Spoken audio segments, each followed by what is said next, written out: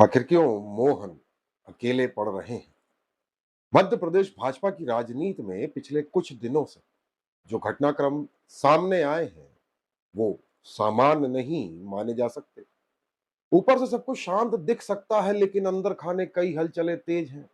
सूत्रों के अनुसार सरकार और संगठन के बीच संतुलन कुछ बिगड़ता सा दिख रहा है।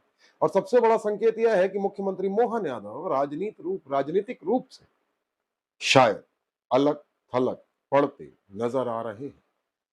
जब मोहन यादव को मुख्यमंत्री बनाया गया था, तब यह माना गया था कि पार्टी ने उन्हें लेकर एक लंबी रणनीति बनाई है। यह संदेश दिया गया कि नेतृत्व ने एक नई लकीर खींची और मोहन यादव को पूरी ताकत के साथ आगे बढ़ाया जाएगा। लेकिन जैसे जैसे समय बीतता गया, यह तस्वीर धुंधली होती चली गई। सरकार की कार्यप्रणाली को लेकर एकला चलो जैसी चर्चाएं शुरू हो गई। पार्टी के कई दिग्गज नेताओं को धीरे धीरे किनारे किया जाने लगा। ये बातें सामने आने लगी। सरकार और संगठन के बीच तालमेल कुछ कमजोर सा नजर आने लगा। इसी बीच नए प्रदेश अध्यक्ष हेमंत खंडेलवाल की ताजपोशी हुई, तो पार्टी कार्यकर्ताओं में एक ऊर्जा आई। संगठन के भीतर उम्मीद जागी कि शायद अब संतुलन बेहतर होगा। लेकिन कुछ समय बाद वही तस्वीर एक बार फिर से धुंधली होने लगी। सरकार में संगठन का प्रभाव कम होता दिखा और कई निर्णय सीमित दायरे में लिए जाने की चर्चाएं होने लगी। इसके बाद निगम मंडल नियुक्तियों का मुद्दा सामने आया। सूत्र बताते हैं कि इसमें भी मामला कुछ उलझता गया। अंदरूनी चर्चा यह रही कि मुख्यमंत्री समर्थकों को संभवतः अधिक से अधिक जगह देने का कोई दबाव था। उज्जैन और मालवा क्षेत्र के नेताओं को तुलनात्मक रूप से कुछ ज्यादा पद दिए जाने की बातें अंदरूनी रूप से चलने लगी। इससे बाकी क्षेत्रों और अन्य गुटों में असंतोष बढ़ा। नतीजा यह हुआ कि सत्ता और संगठन का संतुलन बिगड़ता हुआ दिखने लगा। विधायकों और कार्यकर्ताओं के काम अटकने लगे। संगठन स्तर पर भेजी गई सिफारिशें मुख्यमंत्री कार्यालय में प्रभावहीन प्रतीत होती दिखी। कई नेताओं के बीच यह संदेश गया कि संगठन की बात सुनी नहीं जा रही। सूत्र के अनुसार इसके बाद अलग अलग भाजपा के गुटों ने आपसी सामंजस्य बैठाने की कोशिश शुरू की। इसमें ज्योतिरादित्य सिंधिया गुट, शिवराज सिंह चौहान गुट, वीडी शर्मा गुट, कैलाश विजयवर्गीय गुट, प्रहलाद पटेल गुट, नरोत्तम मिश्रा गुट, भूपेंद्र सिंह गुट, राजेंद्र शुक्ला गुट जैसे गुट शामिल थे। इन सबके बीच एकजुट होकर बात रखने की चर्चा सामने आई। यहीं से यह धारणा बनी कि मुख्यमंत्री के सामने पहली बार कई शक्तियां एक साथ खड़े हैं, यानी कई गुट एक साथ। इसके बाद भाजपा की कोर कमेटी बैठक बुलाई गई। सूत्र बताते हैं कि यह बैठक केवल औपचारिक नहीं थी, बल्कि बेहद अहम थी। इसमें अन्य गुटों ने एक सुर में मुख्यमंत्री मोहन यादव की कार्यप्रणाली पर सवाल उठाए। सरकार में समन्वय की कमी, नियुक्तियों में असंतुलन, संगठन की अनदेखी, विधायकों के काम लंबित रहना और अधिकारियों की मनमानी जैसे मुद्दे उठाए गए। सूत्रों के अनुसार इन बातों पर केंद्रीय आलाकमान ने भी चिंता व्यक्त की और संतुलन साधने के निर्देश दिए। सभी गुटों की शिकायतों और सुझावों का समाधान करने को कहा गया।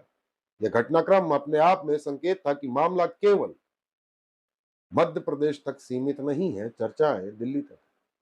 इसके तुरंत बाद जो निगम मंडल की संभावित सूची थी, उसमें बदलाव की चर्चा शुरू हुई, यानी पुराने नाम हटाए जाने की चर्चा आई। जिन नामों पर पहले सहमति बताई जा रही थी, वे बदले जाने की चर्चा होने लगी। अब उपाध्यक्ष सहित अन्य पदों पर भी एक साथ नियुक्तियों की बात निकलकर सामने आ रही है। सूत्र बताते हैं कि मुख्यमंत्री कोटे की संख्या में संभवतः कटौती संभव है, यानी संगठन और अन्य गुटों को सामूहिक पलड़ा भारी पड़ता दिखा। सूत्र अनुसार कोर कमेटी बैठक में एक और अहम सवाल उठा। जब सरकार भाजपा की है, तो अधिकारी, नेताओं, मंत्री और विधायकों की बात क्यों नहीं सुन रहे हैं? आखिर सिफारिशें महीनों तक लंबित क्यों पड़ी रहती हैं? यदि मुख्यमंत्री की बात भी अधिकारी गंभीरता से नहीं लेते, तो फिर प्रशासनिक नियंत्रण की स्थिति क्या है? सूत्रों के अनुसार इस पर भी शीर्ष नेतृत्व यानी केंद्रीय आला कमान ने चिंता जताई। इसके बाद तबादलों से बैन हटाने की चर्चा सामने आने लगी। सूत्र बताते हैं कि मुख्यमंत्री कार्यालय इस बार बैन यानी तबादलों से बैन न हटाने के पक्ष में था, लेकिन बाद में पुरानी नीति अनुसार तबादले से बैन हटाने की तैयारी की बात आने लगी। अमूमन 2 साल में एक बार तबादलों से बैन हटाया जाता है, लेकिन लगता है कि इस बार यह प्रथा टूट सकती है, यानी यहां भी मुख्यमंत्री कार्यालय की सोच से अलग निर्णय लिया जा सकता है। इससे यह धारणा और मजबूत हुई कि शायद मुख्यमंत्री शायद अकेले पड़ रहे हैं। इसके बाद जो हुआ वह और भी चौंकाने वाला माना जा सकता है। मुख्यमंत्री मोहन यादव भाजपा प्रदेश कार्यालय पहुंचे और संभाग व जिला प्रभारियों की एक बैठक हुई। राजनीतिक जानकारों का कहना है कि सामान्यतः ऐसी बैठकें या तो प्रदेश अध्यक्ष या प्रदेश प्रभारी या फिर संगठन के पदाधिकारी लेते हैं। किसी भाजपा के मुख्यमंत्री द्वारा सीधे इस तरह की बैठक लेना कुछ असामान्य सा प्रतीत हो रहा है। वह भी मुख्यमंत्री एयरपोर्ट से सीधे प्रदेश कार्यालय पहुंचकर और सीमित समय की बैठक ली है। मुझे लगता है आधा घंटे भी नहीं हुई ली होगी। यह भी कई संकेत छोड़ रहा है। क्या संगठन का पलड़ा भारी होता दिख रहा है? वैसे इस तरह की बैठक पूर्व में किसी मुख्यमंत्री ने ली है, इसकी कोई पुष्ट जानकारी मेरे पास नहीं है। हालांकि प्रदेश पदाधिकारियों की बैठक जरूर ली है, लेकिन केवल संभाग प्रभारियों की बैठक अपने आप में कई सवाल खड़े करती है। पहले निगम मंडल, फिर कोर कमेटी में सवाल, फिर केंद्रीय आला कमान का दखल, उसके बाद तबादलों की नीतियों पर अलग रुख की चर्चा और उसके बाद प्रदेश कार्यालय में संभाग प्रभारियों की बैठक। ये घटनाक्रम स्वाभाविक रूप से कई सवाल खड़े करते हैं कि आखिर मोहन यादव और प्रदेश संगठन के बीच चल क्या रहा है। आखिर क्यों मोहन यादव के समर्थकों के बीच एकदम से अचानक बेचैनी बढ़ने लगी है? आखिर मोहन यादव अकेले से क्यों दिख रहे हैं? भले ही ऊपर से सब सामान्य दिखाई दे, लेकिन अंदरूनी तौर पर बड़ा बदलाव नजर आ रहा है। और यही वजह है कि मध्य प्रदेश भाजपा की राजनीति में इन दिनों सबसे ज्यादा चर्चा एक ही बात की हो रही है। क्या मोहन यादव अकेले पड़ रहे हैं, और पड़ रहे हैं तो आखिर क्यों? क्या भाजपा के अन्य गुट सरकार की नीतियों के विरुद्ध एकजुट हो रहे हैं? अन्य गुटों में सिंधिया गुट, शिवराज गुट, बीडी शर्मा गुट, नरोत्तम मिश्रा गुट, भूपेन्द्र सिंह गुट, राजेंद्र शुक्ला गुट, प्रहलाद गुट, कैलाश विजयवर्गीय गुट जैसे गुट शामिल।